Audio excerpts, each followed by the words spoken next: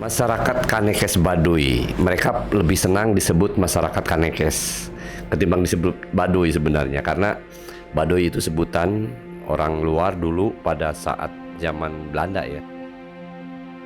Dalam melakukan pola hidupnya, mereka dibatasi oleh kapamalian. Mereka menyebutnya dengan buyut.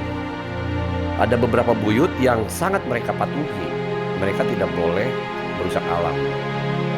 Gunung temenang dilebur, sagara temenang dirusak, leuweung temenang dibukbak. Anu nya kudu dinyakeun, anu lain kudu dilainkeun. Pondok temenang disambung, lojor temenang diteuk-teuk. Mereka hidup di hutan-hutan, di gunung-gunung yang tidak boleh merusak kontur tanah yang bersangkutan.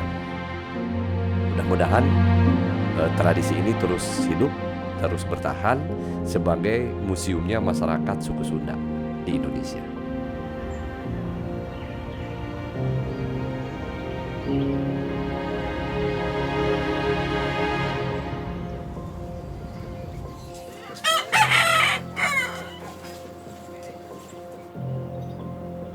Tidak lebih 3 jam dari ibu kota, terdapat suatu komunitas masyarakat adat yang masih mempertahankan budaya dan tradisi leluhurnya. Mereka disebut dengan masyarakat adat Kanekes. Kehidupan yang sangat sederhana, tercermin dari perilaku dan aktivitas mereka sehari-hari. Perjalanan saya dimulai dari rasa penasaran akan cara mereka hidup, cara mereka bersosialisasi dengan lingkungan, dengan pengunjung, dan apa sesungguhnya motivasi utama mereka. Terus bertahan dari kemudahan akses dan teknologi yang datang. Ditambah lagi dengan pariwisata massal yang terus membanjiri lokasi hidup mereka, membawa godaan modernisasi yang kuat. Ya, saat ini saya sedang berada di perbatasan menuju Baduy Luar. Dan saat ini saya berada di SD Negeri Bojong Menteng, di mana SD ini adalah SD terdekat sejak pintu masuk Selamat Datang tadi. Untuk itulah saya menemui Mulyana selaku Ketua Himpunan Pramowisata Indonesia Desa Kanekes, yang juga warga asli desa tersebut. Nah, kita udah masuk di Baduy Luar nih kan? Iya, ini namanya Kampung Gadu Ketup. Kampung Gadu Ketup. Nah, perbedaan yang paling mendasar sebenarnya apa sih Kang, Baduy di luar ini sama di dalam? Kalau dari segi rumah, itu Baduy dalam itu dia punya bentuk rumah yang lebih natural, kayak tanahnya tidak diratakan mengikuti kontur tanah. Dan mereka sama sekali tidak menggunakan paku. Tapi kalau kita di Baduy Luar di sini sudah menggunakan paku. Dan dari bentuknya juga, dari segi model rumahnya sedikit berbeda memang dengan Baduy dalam, karena kita sudah menggunakan paku dan alas kayu-kayu penyangganya yang Kalau dari pakaian Kang? Kalau dari pakaian kita ada perbedaan, kita bisa menggunakan 3 warna. Ada warna putih, hitam, sama biru. Sedangkan Baduy dalam itu hanya ada 2 warna, hitam putih. Nah, di sini saya udah mulai lihat nih Kang, banyak aktivitas nih ya dari warganya. Iya, ini aktivitas sehari-hari perempuan Baduy, yaitu menenun. Jadi sebenarnya dulu itu tenun hanya digunakan untuk sehari-hari kita di sini ya. Tapi setelah wisatawan banyak datang ke sini, kita sudah mulai mengembangkan tenun tersebut menjadi motif yang lebih banyak lagi dan lebih banyak warna. Nah, ini juga saya dengar nih Kang, kayaknya ada alat musik tradisional nih. Iya. Apa nih Kang namanya Kang? Kalau itu celempung. Selempung. Iya. Dari bambu Kang? Iya, dari bambu. Jadi pengunjung juga banyak kan belajar kayak gini. Banyak juga. Kita lanjut Kang. Nah, ini dari kontur tanah juga udah mulai beda nih Kang. Nanjak-nanjak. Ada tips nggak Kang buat persiapan datang ke sini? Kalau tips dari saya sih kalau mau datang ke sini itu paling enggak menggunakan pakaian-pakaian yang memang layak untuk dibawa jalan di seperti ini, seperti menggunakan sepatu gunung atau sandal gunung yang gitu kan lebih mempermudah dengan perjalanan. Karena ini di Batu juga cuma di sini doang sih, beberapa kesana juga ada yang memang masih tanah beneran, jadi Oh. hujan ya licin. Iya, iya, iya. Keunikan wujud budaya Baduy memberikan dampak ekonomis bagi mereka. Di sepanjang jalan yang dilalui wisatawan, cindramata dan makanan khas banyak dijajakan untuk pengunjung. Wah, kalau ini apa nih, Kang? Jadi ini loit itu nama dari lumbung padi. Kalau yang ini dia bentuk loit baduy luar. Nah kalau baduy dalam itu dia punya loit lebih meruncing ke bawah gitu. Jadi namanya loit lengkang. Setelah ini berarti masih ada, Kang, ya? Ada. Yang tempat yang lain? Ada. Karena di setiap kampung pasti ada loit. Karena kan orang Baduy itu diwajibkan untuk menanam padi. Jadi setiap dia satu keluarga pasti dia punya lebih dari satu loit malah gitu. Untuk nyimpen stok beras mereka, Kang, ya? Iya. Aduh, licin.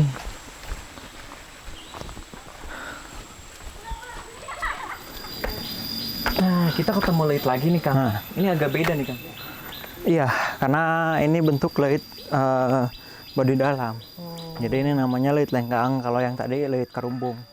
Nah, kita itu padi itu disimpan di lumbung untuk bukan hanya untuk keperluan sehari-hari.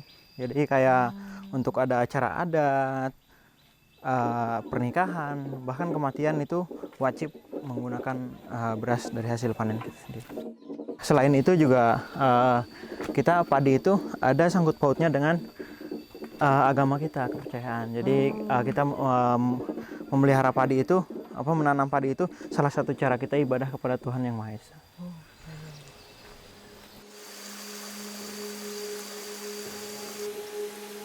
Sepintas desa Kanekes masih terlihat asri dengan hutan dan bangunan rumah masyarakat yang sangat tradisional, termasuk perilaku mereka yang masih mempertahankan budaya leluhur.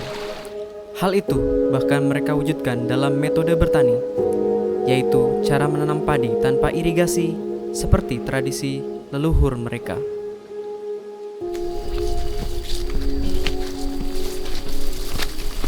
Nah, kalau ini apa nih, Kang? Kayak gandum ya?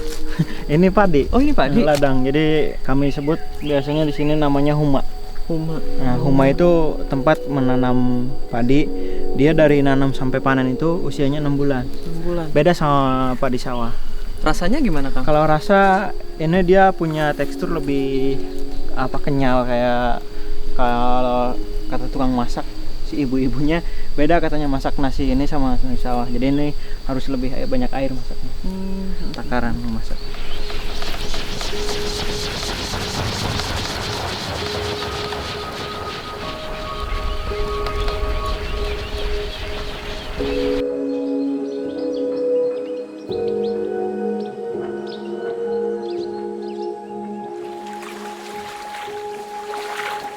Namun juga tidak mungkin rasanya perkembangan pariwisata tidak memberikan perubahan sedikit pun terhadap berbagai wujud perilaku dan cara mereka berpikir. Maka saya bertanya langsung kepada Kang Mul yang mengamati dan merasakan sendiri perubahan setiap detik demi detik di desa Kanekes sejak ia kecil.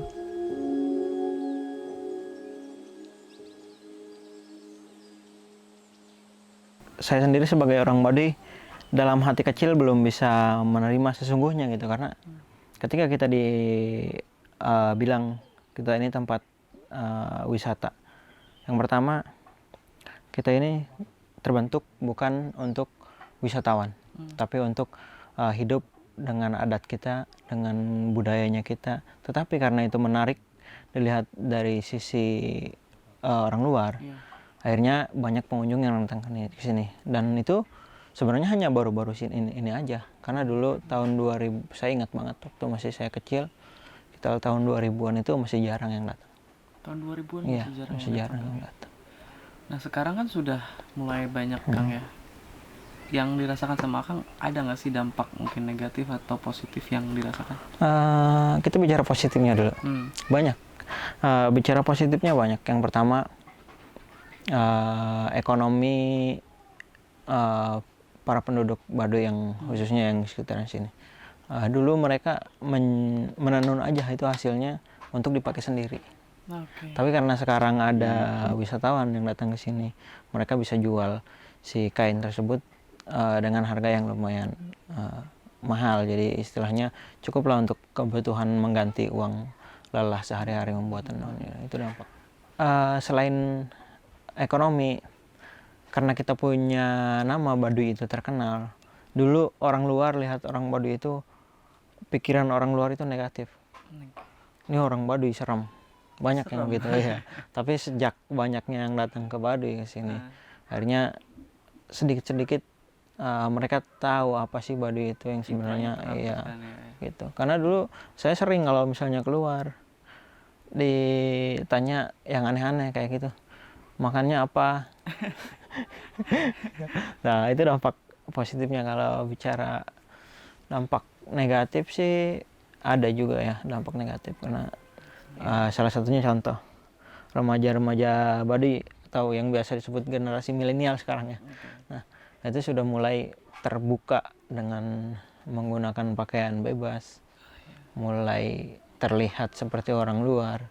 Orang Baduy itu nggak begitu terbuka dulu, jadi ada orang luar yang datang ditanya pun ya sabodo amat gitu istilahnya, karena tabu untuk berbicara dengan orang luar itu terlalu apa ya istilahnya, terlalu gagah untuk bicara dengan orang luar itu. Jadi daripada salah ya mending diam aja gitu.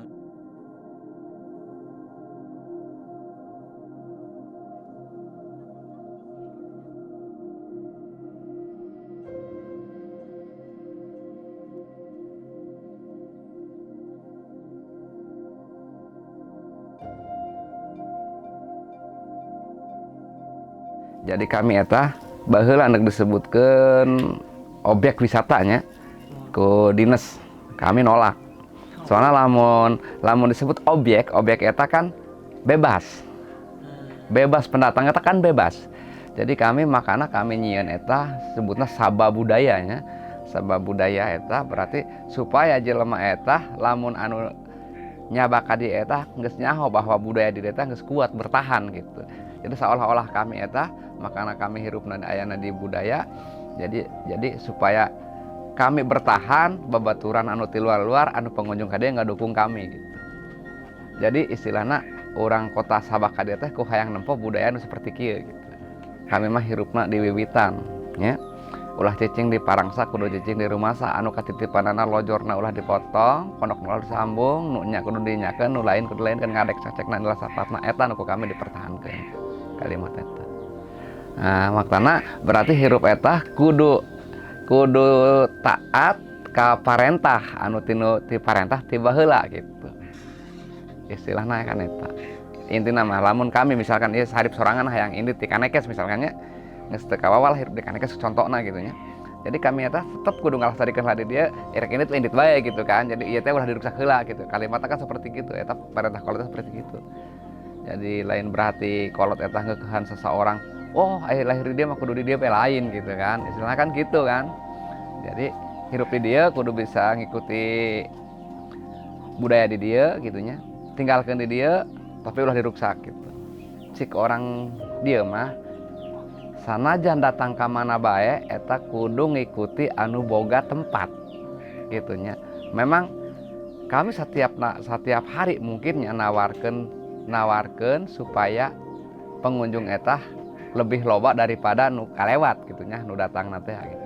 Tapi nya tadi lamun disakaliguskeunna ke orang kami eta ulah dijadikeun tongtonan tapi kudu dijadikeun tungtunan gitu kan. Kan aya oge nya pengunjung kadang-kadang ngerasa aing berkunjung ke tempat kieu mah teu aneh gitu kan. Nya cik urang teh moal maksakeun. Jadi lamun dicontoh diteles-teles gitu hirup orang dia sampai ayeuna sampai geus tahun 2018 nya masih di deket ibu kota masih keneh aya tempat nu diga kieu gitu kan. Eta sebenarnya mah kudu nama orang-orang kota teh kudu bener-bener hayang gitu nempo gitu nya. Jadi kudu jadi aneh gitu kan. Jadi keanehan gitu.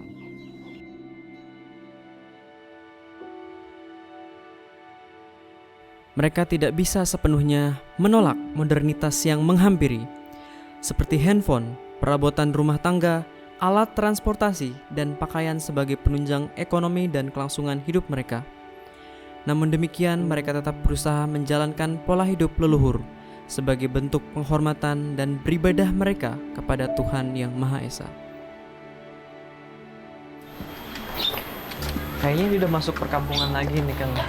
Ini kampung apa Kang? Iya, ini Kampung Marengo. Kampung Marengo ini dia tergolong apa ya? Salah satu pemekaran dari Kampung Gajebo gitu. Jadi dulu di sini sama hutan juga, sama kayak di tempat-tempat lain. Cuma ini dibuka untuk kampung, dikasih nama Kampung Marengo. Jadi pemekaran dari Gajebo. Ke depan masih berapa kampung lagi ya? Ini kita nanti ketemu kampung lagi di sana. Dan ada spot apa lagi kan yang penting? Ada jembatan. Kampungnya tergolong lebih kampung apa ya, kayak terlihat tradisional gitu, jadi lebih tua. Oh, oke, menarik tuh. Setelah berjalan hampir 2 jam dari pintu masuk Baduy Luar, akhirnya saya sampai di tujuan Kampung Gajebo. Nah, jadi ini Kampung Gajebo, salah satu kampung tertua yang ada di Baduy Luar. Nah, Kampung Balimbing Gajebo, Balimbing Marengo itu adalah kampung sebaran dari sini. Oh iya.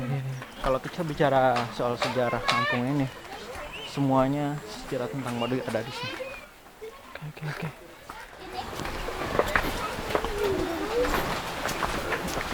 Nah, Kampung Gajebo ini adalah dia mempunyai salah satu keunikan, yaitu mempunyai jembatan bambu terpanjang yang ada di Baduy. Nah, dan di Kampung Gajebo inilah juga banyak tokoh-tokoh adat yang terlahir di sini. Bermula dari sini. Bermula dari sini. Makanya Kampung Gajebo itu bukan hanya terkenal di di mata wisatawan, tapi juga di mata adat. Ceritain dong Kang, ini keindahan-keindahan yang ada di sini. Iya, jadi ini salah satu jembatan yang paling banyak dikunjungi wisatawan. Nah, nama jembatannya ini Cukangan Gajebo. Ini nama sungainya Sungai Ciujung. Dari sini bisa lihat view-nya kampung, Sana ya. perbukitan. Nah, kalau di sana itu lumbung padi. Kita lihat sana yuk. Boleh. Adem banget di sini Kang. Saya Iya. jadi nyaman banget dari hiruk-pikuk kota di sana. Beruntung saya lahir di sini ya. Iya, betul beruntung banget Kang. Kayaknya enak nih Kang kalau kita coba main-main air. Sekarang kan udah sore. Sebaiknya kita pulang dulu aja buat istirahat, makan. Baru besok pagi kita explore lagi, kita main di kali. Besok kita Ya. Kang ya. Ya, Oke deh. Seluruh aktivitas masyarakat Baduy terhenti ketika matahari terbenam. Di desa Kanekes, pantang ada penerangan listrik, sehingga setiap rumah terlihat gelap gulita.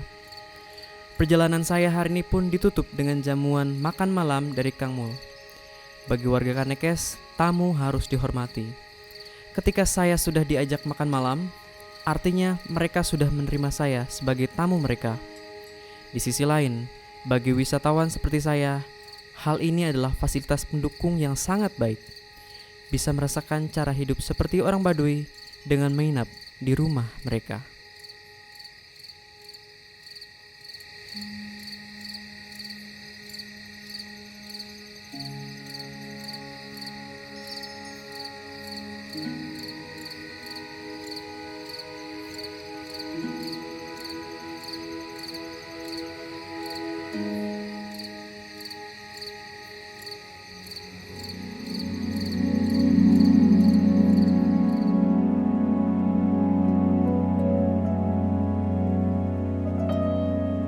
Mereka memiliki keunikan karena pengembangan di sana harus serta-merta faham tentang kondisi budaya, kultur, dan kebiasaan masyarakat Kanekes Baduy.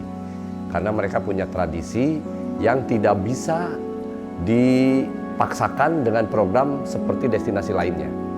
Makanya kami selalu membimbing mereka, justru pengembangan di sini adalah bagaimana para pelaku wisata yang berada di Baduy itu mengembalikan masyarakat Kanekes pada tradisi leluhurnya. Karena daya tarik dari destinasi wisata Baduy itu adalah karena keunikannya mereka di zaman now seperti ini mempertahankan pola hidup gaya leluhurnya. Ketika mereka sudah terkontaminasi dengan gaya masyarakat luar, maka sudah hilang daya tariknya. Karena kalau dari sisi alam, menurut saya kan masih banyak alam-alam seperti itu. Justru menariknya adalah mereka bisa survival, hidup di zaman sekarang dengan mempertahankan tradisi masyarakat Kanekes.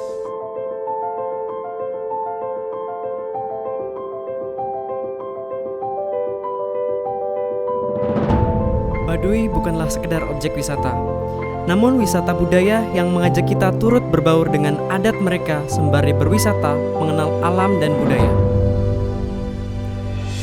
Lebih dari itu, seharusnya wisatawan mulai belajar bagaimana berkunjung ke suatu tempat wisata dengan etika yang semestinya harus dipegang teguh oleh setiap individu. Karena Baduy bukanlah tontonan, namun tuntunan cara hidup terhadap nilai-nilai budaya dan kelestarian alam. Baduy dengan segala prinsip dan keunikan budayanya, mereka tidak bisa sepenuhnya menghindari modernisasi. Para wisata massal terus berdatangan, namun mereka tetap dituntut untuk mempertahankan adat dan budayanya.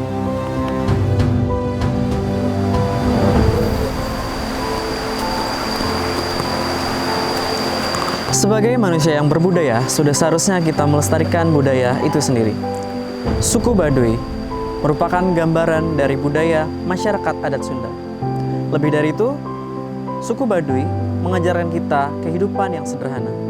Sebagaimana pepatah mereka, panjang ulah dipotong, pendek ulah disambung. Sahabat Baduy, bersilaturahmi mengenal budaya.